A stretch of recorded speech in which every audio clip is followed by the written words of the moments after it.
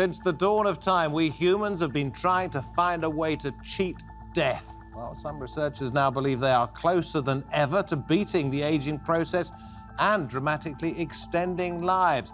Is immortality possible? Welcome to Round Table.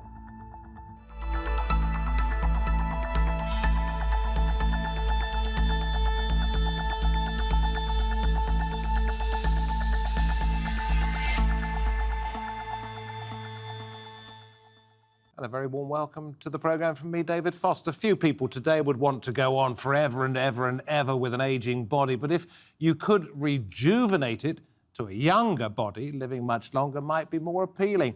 It may sound like science fiction, but billionaires are investing in research that could pave the way for much, much longer lives.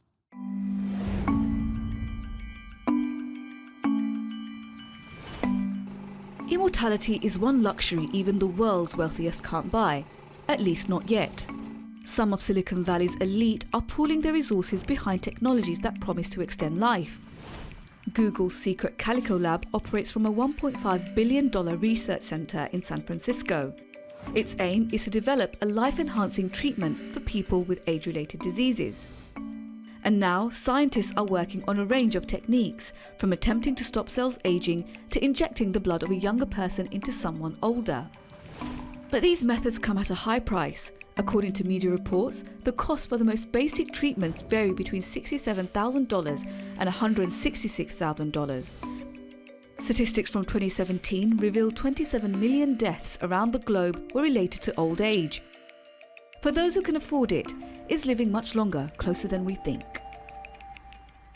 And we welcome David Wood to the round table from the futurist consultancy Delta Wisdom. Stamatina Leosi, also research fellow at University College London, specialising in legal and moral ethics. James Brown with us, director of the Research Centre for Healthy Ageing at Aston University in Nevada in the United States. We say hello to Bill Andrews, president of Sierra Sciences, a company with a mission to reverse ageing and extend lifespans. Great to have you all with us. Bill, let me come to you first of all. You're planning to develop this pill that will stop us getting older. In fact, it will take me, if I get to 80, back to the physical embodiment of a 25-year-old. You say, how's that going to work? Well, we're still doing research, but that's more of my mission ever since the dawn of my time. At 10 years old, I've been very obsessed with the idea that aging is a terrible thing, especially health-wise. And so I've been just doing research and trying to understand it and solve it. And the target that I have focused on in terms of trying to attack this problem is the telomeres, the very tips of our chromosomes. They get shorter as we age, and in the past 20 plus years, I've been able to show repeatedly that lengthening the telomeres will actually reverse aging in every way imaginable in human cells in a petri dish, human tissues grown on backs of mice, and engineered mice. So I'm looking forward to actually testing all this in humans to see if it relates to humans too. But I'm fairly optimistic. It's a lot of work to actually get. Okay, so it is a pill. You're obviously not going to tell us what's in it because you want to run it as a business. But you are, as you say, going to test it on humans. And on your website, it says age reversal clinical trials enrolling now. So A, do you plan to do this on people fairly quickly? And what are they going to experience if and when they start to swallow your product? Well, first of all, I'm a researcher more than a business person, so I actually don't mind telling a little bit about what it is. But there's two different approaches. One is a pill that will get in, you swallow it, it gets inside your cells. It's a chemical that we discovered. It has no name, it just has a structure. It gets inside your cells and it induces this enzyme called telomerase to be produced that lengthens your telomeres. Okay, that's one approach, but the key approach, which is that we're doing right now, that's a lot more potent, is what's called gene therapy. We are actually using something equivalent to like a virus that will deliver a new gene to all the cells of the body that will be far more potent than the pill that I was talking about.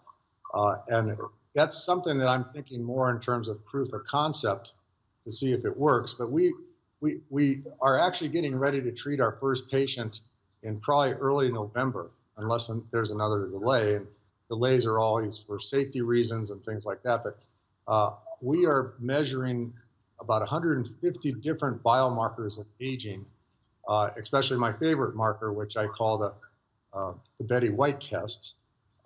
It's a lot of biomarkers of aging, but I really believe that what we really want to do is we want to see somebody like Betty White, who's out like 95 or 96 years old, suddenly become where she looks and feels and behaves like a 25-year-old. And so that's the test I'm most interested in, because most of the biomarkers haven't been really shown to. Well, Bill, I mean, even if it is delayed, if your process works, then it won't make much difference, because even if they're 6 months older, they're going to be 6 months younger, maybe a year later. James, you study aging. Is what Bill says feasible? To some extent, yes. We know from work in lots of other animals, other than humans, that you can extend lifespan by about 50% via a number of different interventions. It might be drugs, it might be by regulating the diet that these animals consume, or specific components of that diet. So we know all the way from worms and flies up to non-human primates that we can actually tinker with longevity, the amount of time that we live. And can you reverse the aging process? Because it is, to put it in its simplest form, it is when the cells that reproduce stop reproducing. To some extent it is. We call that senescence, and cells do stop reproducing. That's a much bigger and harder thing to do. So most of the previous work that's looked at changing aging, you will use an intervention, it could be a drug or a dietary intervention, right from birth. There are fewer studies which give robust and trustworthy data where you employ something at midlife or later than midlife. So therefore, rejuvenation is much more difficult than longevity from the start. Stamattina, I'll come to you in just a moment, if I may, to talk about sort of the balance of whether this is right or wrong. Yes. But you're a futurist, David. You reckon that this is going to happen? I reckon there's a good chance it will happen. As was been mentioned, there's lots of evidence from animal trials. Different kinds of intervention can extend lives. There are also cases of rejuvenation of cells too.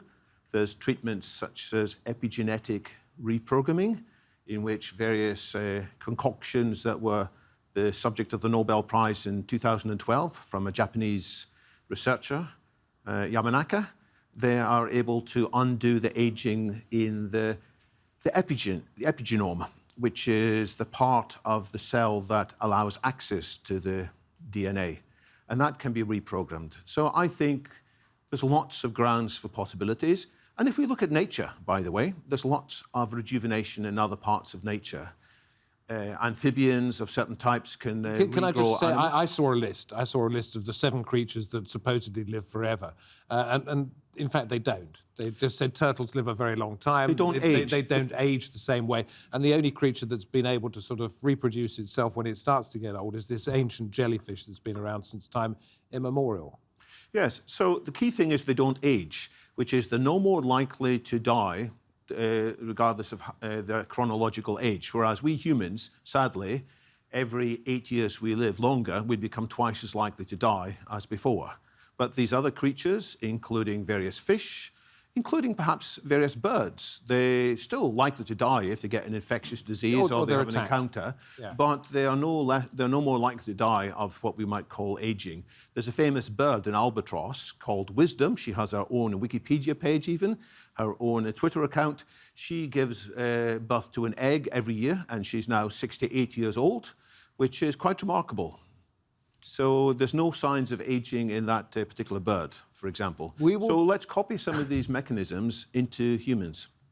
OK, now, Stamattina, you deal in ethics here, and we're talking about a substance or substances that may be available at a price. And there are going to be rich people who've invested in it, rich people who are able to buy it. They are going to be number one in the queue. The poor people behind are going to have to get old in their own time, whereas everybody else is going to get younger. That's an ethical problem, isn't it? I think it is an ethical, and I would call it a socio-legal problem. It is about equality. It is about social equality. And I think that this is the number one problem, because the wealthy people would be able very easily to buy the tablet or the pill, while not all of us are wealthy.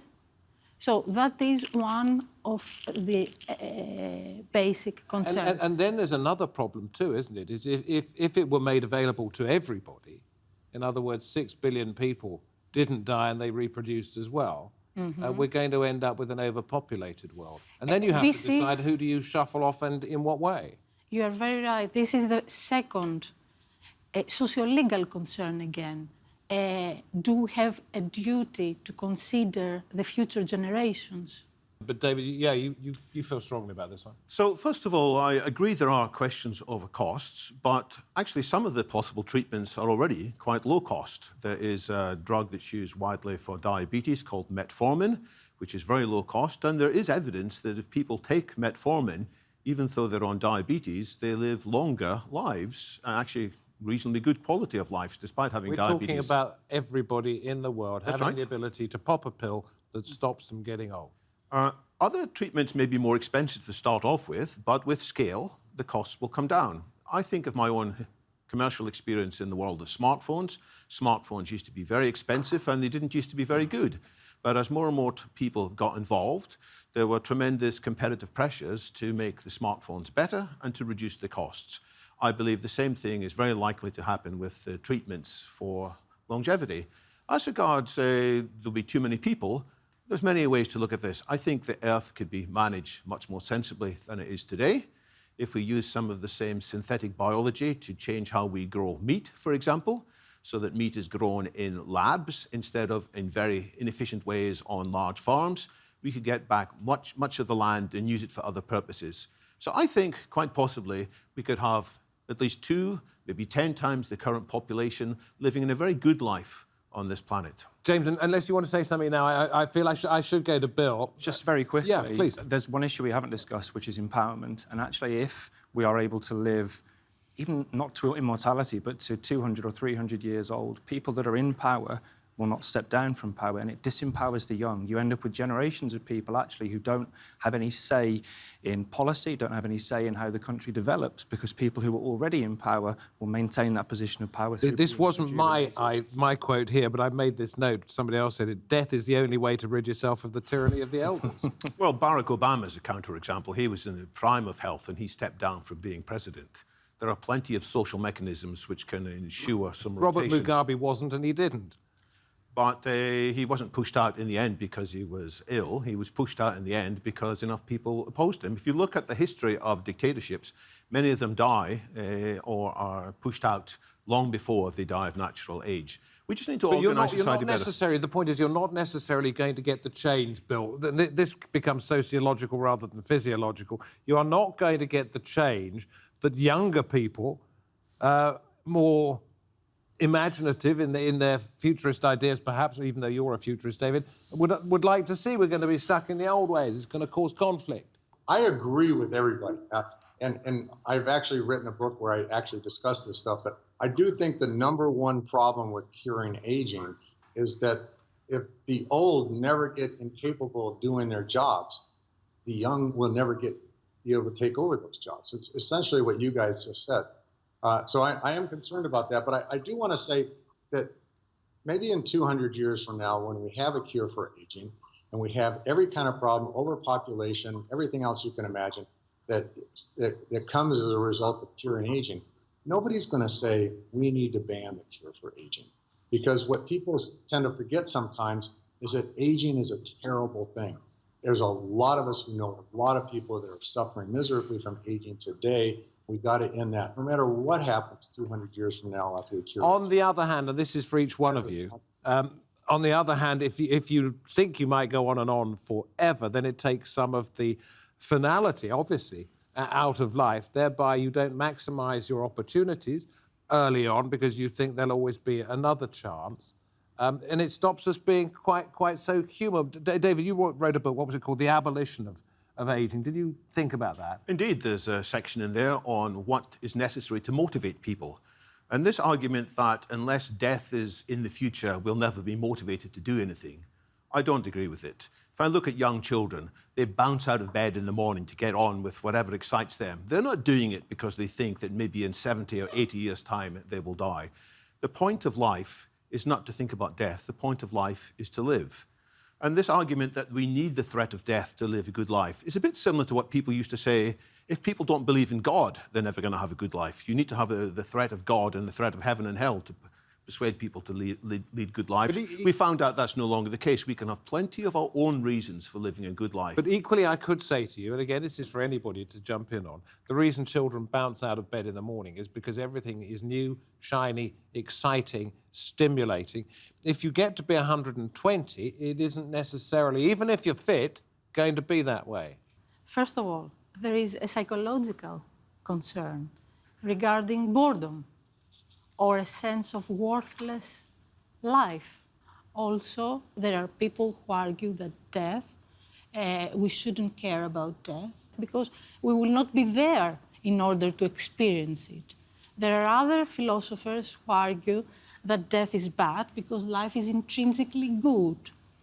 Although I don't think that life is intrinsically good, because life is good and bad. Not necessarily. Thank goodness these philosophers won the argument. Thank goodness we had people like doctors who said we should extend life, rather than saying, oh, these people are growing old and dying, these people are getting ill and dying, that's just the way things are. People said, no, it's better to give people more choice, give people more freedom, give more capability. There is a big difference between ageing in a healthy manner, and therefore old age not being unpleasant, and then facing the inevitable, which we all know, which is that one day we will die, and the argument that we need to extend life ad infinitum. I think it's really important to acknowledge the fact that not everybody has an aging trajectory we can describe as bad. Some people live until they're 100, 110 years old, have very little age-related decline, are still physically active, socially active. I've worked with people like this, and if you ask them about their aging journey, they would not say that aging was a bad thing. They would say that they've developed, they've improved, they've changed.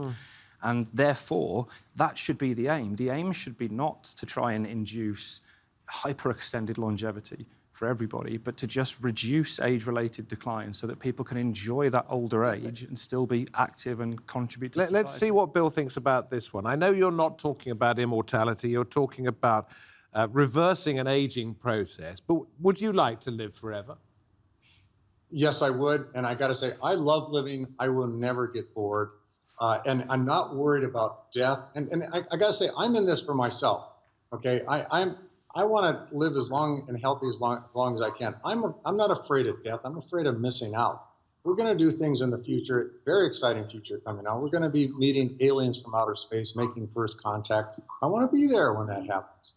Okay. That's my purpose. I think life and living is one of the most enjoyable experiences we could possibly ever have. And I want But incredibly selfish in a way, isn't it, to deprive future generations of the chance for this to be a new experience for them, because you all have experienced pretty much everything already. It'll be old hat to you. If that's true, I've noticed that in the past, especially things like the World Wide Web, we've been really good at adapting to change. And I believe that we'll have solutions. And as I said before, one of the goals is to make certain we're all healthy, not just live longer. But at the same time, when we have all of our problems in the future that come from curing aging, nobody's going to ban the cure for aging, because aging itself is bad. Bill, you obviously love life. I'm pretty sure everybody at this table, we all have our moments. But when it comes to aging, David, is there a side of this that is extremely selfish if we say we just want to go on and on and on? Well, if somebody is dying of cancer and they say, I'd like not to die of cancer, do we say they're being selfish? No, but if you could cure them of that cancer so that they lived a pain-free and healthy, longer life, then they die. So the question is there enough resources for people? And I think it's a good question. And if you think that there's only enough resources on the Earth for maybe 6 billion or 7 billion people, then you will have a problem with people not dying. But I don't take that view. I think the history of humankind is we have able to do more with less. If you go back to the times of the Roman Empire, various people then already said there are too many people on the planet. We can't cope with how many we've got. Turns out we got better and better at growing food, better at looking after things. And there's good evidence, actually, we are being less wasteful now. We still got some big issues with climate change we have to solve, which we have to solve one way or the other. But if we go through the forthcoming green revolution, I think there's going to be plenty on the Earth and then plenty in the solar system for us to explore. Maybe this stops us being human. in the sense that as we know it. Well, if human means to become decrepit and to lose your memory, I don't want that kind of humanity. I want to have the best aspects of humanity raised up, which is... I would like to make two comments here. First, I disagree with Bill because I strongly believe that death is important. It is good, it is not bad. And the reason why death is good is because only through death our lives get meaning. Death is what gives meaning to our lives. And we can easily understand it because when we are healthy, everything is okay. But when they found 2 months ago a lump on my breast, then I thought differently about life. So this is the first comment. And the second comment I would like to make is that we must reconsider again our idea regarding time. Time will not be past, present, future as we know it now, and life will not be as we know it now if time... Bearing that in mind, Stamatina, life is not as my grandparents knew it, nor their parents nor their grandparents. There is a constant evolution of the human position. Whether time is part of that is another matter. And one day perhaps we'll talk about whether time is linear or whether in fact time... That's for another programme. We're going to have to save that for another programme. Will immortality come? No. Or will we live to be 500? No, I don't think we will. I think it's within the realms of feasibility that we might start to see more people, a lot more people living into their hundreds, so becoming centenarians and super centenarians. But if you look at all the advances we've had over the last 40 or 50 years, since ageing was really first studied in the 1950s, what we've seen is an increase in the average lifespan, but no real change in the maximum lifespan. So most humans are, if they're incredibly lucky, able to live until about 120. And I think what we'll see is more people living to that point, but not great extensions in lifespan to 150 or 200 years old. And there is, of course, the suggestion that if we're all going to live to be 150, 160, we'd better like our jobs because we're never going to retire. Do you want to get to that age? Personally, no. Personally, I believe that leading a normal lifespan of maybe, if I'm lucky, 80 or 90 years, but being healthy for those 80 or 90 years is preferable to living massively extended lifespans and having to work for most of that time. We are inching ever closer to a dependency ratio of 1 to 1. So that's one person in work for every person that's retired. We can't maintain as opposed that. to what 150 years ago it would have been 4 to 1. Absolutely. And we cannot financially, as a country, maintain the support for older adults if we allow them to retire early and they're living for 30, 40, 50, 60, 70 years. So people will have to work for very long periods of time. A big problem. Bill, let me come to you very quickly. You're about to, what are you, 67 years old. You want to set a record for a 100-mile run pretty soon. You can do that without the pill? Oh yeah, absolutely. My health lifestyle is like the maximum it could be. I do everything to reduce inflammation and things that I can, and so I'm looking forward to that. But I want to just comment that there are two types of people in the world: some that think we have to die of old age, and some that think we don't. I've got no interest in trying to win them over to my way of thinking. I think aging is bad, death is bad. It's good, but at the same time, I don't know what's going to happen in the future. I just know that my goal is to work as hard as I can to try to find a way to extend our lifespans and our health spans as possible. My motto is cure aging or die trying. Okay, let me just ask you this one, if I may. Let me just ask you this one to end the programme. You want to live for as long as possible. Not everybody feels the same way. If one day you discover that that is not possible, that everything you've been working towards is a failure, if you like, will you come to terms with death and dying? Oh, yeah, absolutely. I already come up with that. I mean, if I was unaccepting to the idea of death, I wouldn't be doing a lot of the dangerous things I do in my sports and et cetera. But I would never give up.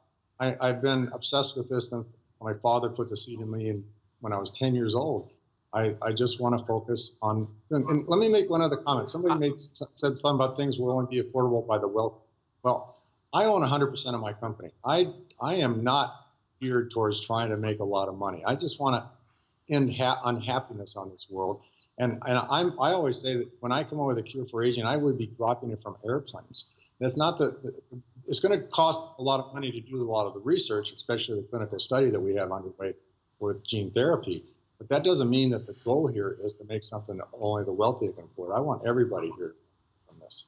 Thank you very much indeed. Thanks to everybody at that table. You know that old phrase, there are many fates worse than death. I've never quite understood it, but perhaps following this discussion we could include immortality in that, a fate worse than death, immortality. Think about that. Thank you for taking part in the programme. Thank you for watching. From me, David Foster, from the Roundtable team, we hope to have your company next time. Goodbye.